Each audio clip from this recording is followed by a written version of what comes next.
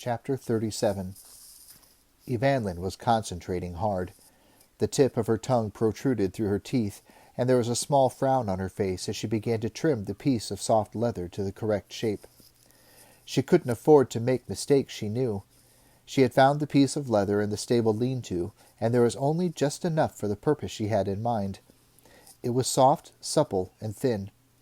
There were the other odds and ends of harness and tack in the shed, but they were dried out and stiff. This was the piece she needed. Evanlyn was making a sling. She had finally given up trying to learn any skill with the bow.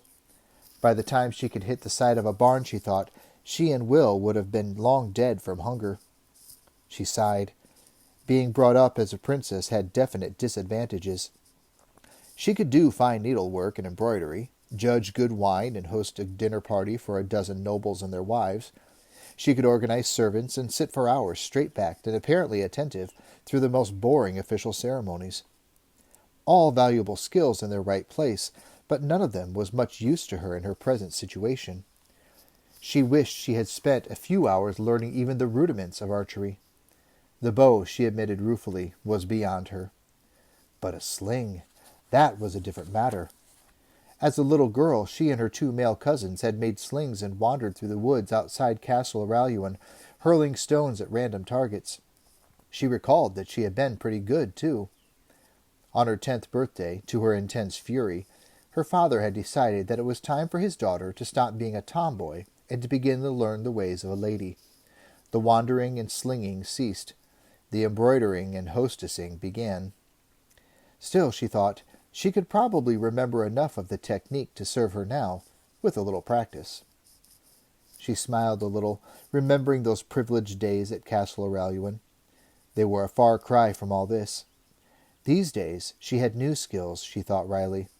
She could drag a pony through thigh-deep snow, sleep rough, bathe a lot less frequently than polite society might think appropriate, and, with any luck, even kill, clean, and cook her own food.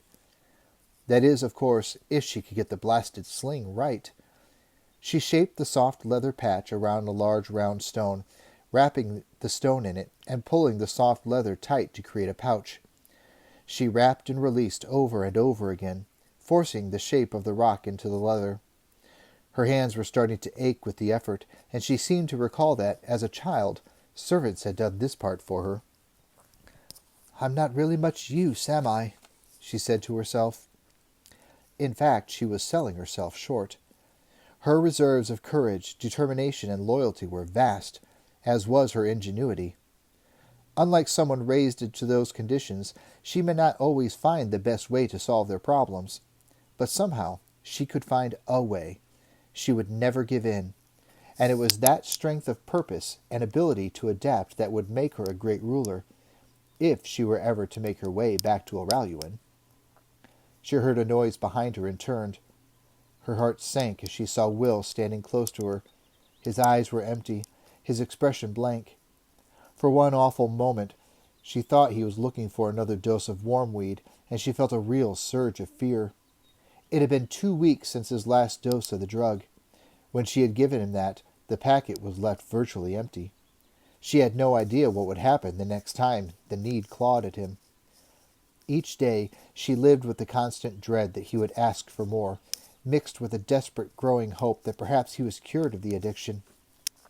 Since the day he had unstrung the bow, she had looked for some further sign of awareness or memory from him, but in vain. He pointed to the water jug on the bench, and she heaved a sigh of relief. She poured him a mug of water, and he shambled away, his mind still locked in that far-away place only addicts know. Not cured, she thought, but at least at the moment she was dreading, had been postponed a little longer. Her eyes blurred with tears. She dashed them away and turned back to her work. Earlier she had cut 2 long thongs from the saddle-pack, and now she attached one to either side of the pouch. She placed the stone in the pouch and swung the sling experimentally.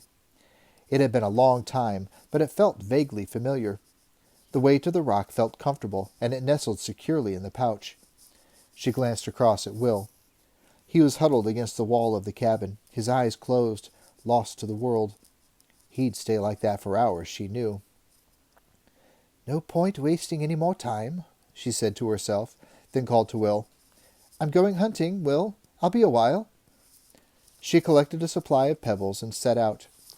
Her previous attempts with the bow had taught her that the local wildlife tended to give the cabin a wide berth now that it was inhabited. Bitter experience in the past, she thought. It was certainly nothing to do with her attempts at hunting.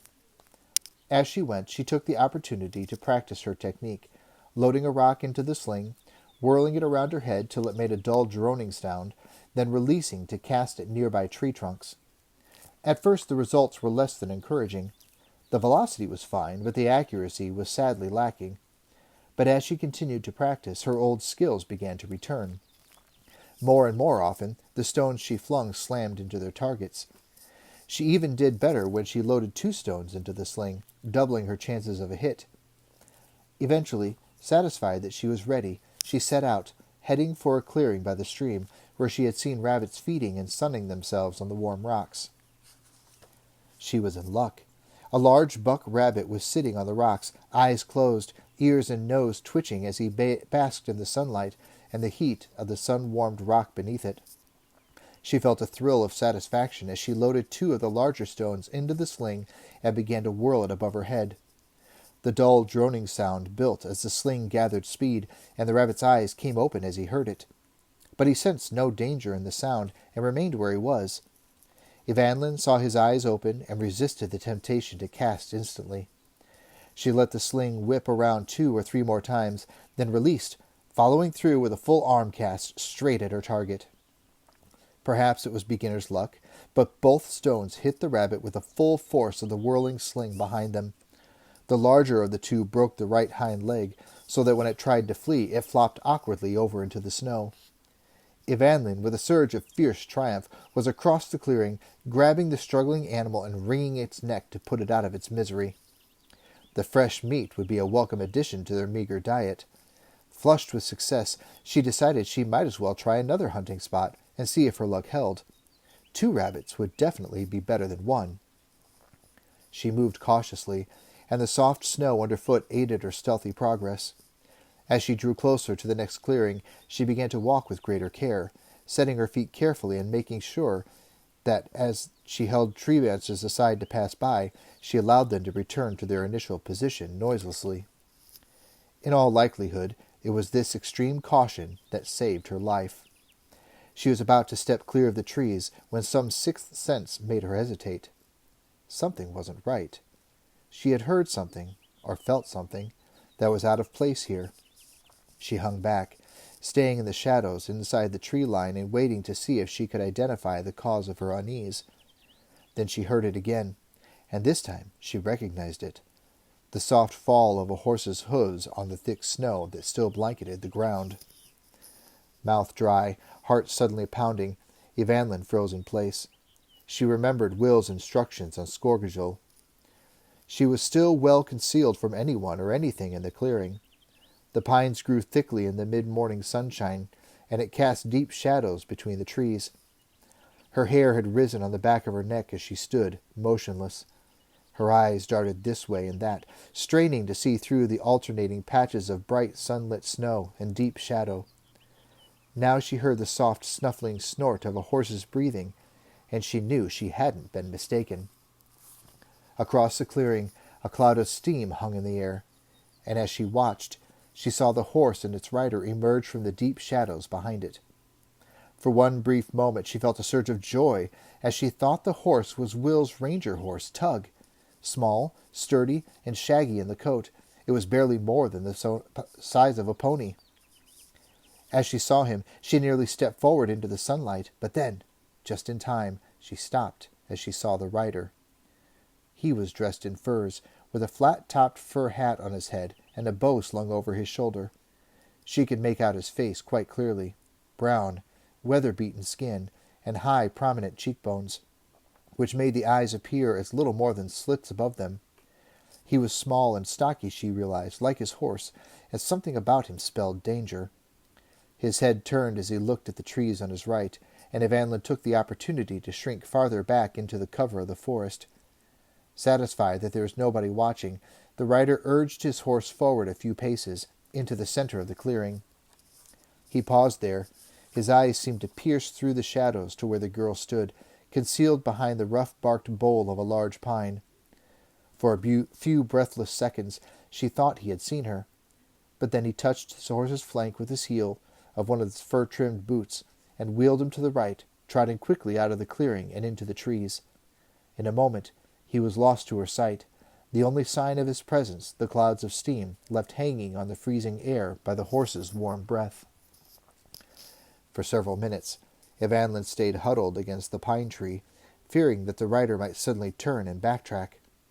Then, long after the soft thud of his horse's hoofbeats on the snow had died away, she turned and began to run back through the forest toward the cabin. Will had been sleeping. He woke slowly, consciousness gradually filtering through to him as he became aware that he was sitting on a hard wood floor. His eyes opened, and he frowned at the unfamiliar surroundings. He was in a small cabin, where the bright sunlight of late winter struck through an unglazed window and formed an elongated square on the floor, wider at its base than at the top. Groggily, still half asleep, he stood, realizing that for some reason he had been sleeping while sitting on the floor, his back against one of the walls. He wondered why he had chosen such a spot, when he could see that the cabin contained one rough bunk and 2 chairs. He came slowly to his feet. Something fell clattering from his lap to the floor. He looked down and saw a small hunting bow lying there. Curious, he picked it up, studying it. It was a low-powered affair, without any recurve, and without the long, heavy limbs of a proper longbow. Useful for small game, he thought vaguely, and precious little else.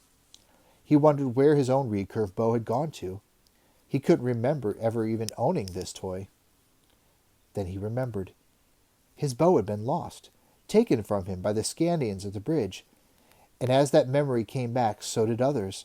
The flight through the swamps and marshes of the fenlands as a prisoner of the Scandians, the voyage across the storm-white sea of Eric's wolf ship, the harbor at Skorgajil, where they had been sheltered through the worst of the storm season, and then the trip onward to Hallesholm, and then nothing. He racked his brain, trying to find some memory of events after they had reached the Scandian capital. But there was no memory there. Nothing but a blank wall that defied all his efforts to pierce it. A jolt of fear hit him. Evanlyn! What had become of her? He remembered, as if through a fog, that there had been some great danger hanging over her. Her identity must never be revealed to the captors. Had they actually reached Hallesholm? To be sure of that, if they had, he would remember. But where was the green-eyed blonde girl who had come to mean so much to him? Had he inadvertently betrayed her? Had the Scandians killed her? A vowless vow. He remembered it now. Ragnak, Oberjarl of the Scandians, had sworn a vow of vengeance on every member of the Aurelian royal family, and Evanlyn was, in reality, Cassandra, princess of the realm. In an agony of uncertainty and lost memory, Will pounded the heels of his fists into his forehead, trying to remember, trying to reassure himself that Evanlyn had not suffered because he had somehow failed her. And then, even as he thought about her, the door of the cabin slammed back on its crude leather hinges, and she was there, framed against the bright sunlight reflecting from the snow outside, and as breathtakingly beautiful as he knew he would always remember her to be, no matter how long he lived, or how old they might both become. He moved toward her now, a smile of utter relief breaking out across his features, holding out his hands to her as she stood, wordless, staring at him as if he were some kind of ghost. "Evanlyn," he said, "thank God you're safe." And saying it, he wondered why her eyes had filled, and why her shoulders were shaking as tear after tear spilled uncontrollably down her cheeks. After all, he couldn't really see that there was anything to cry about.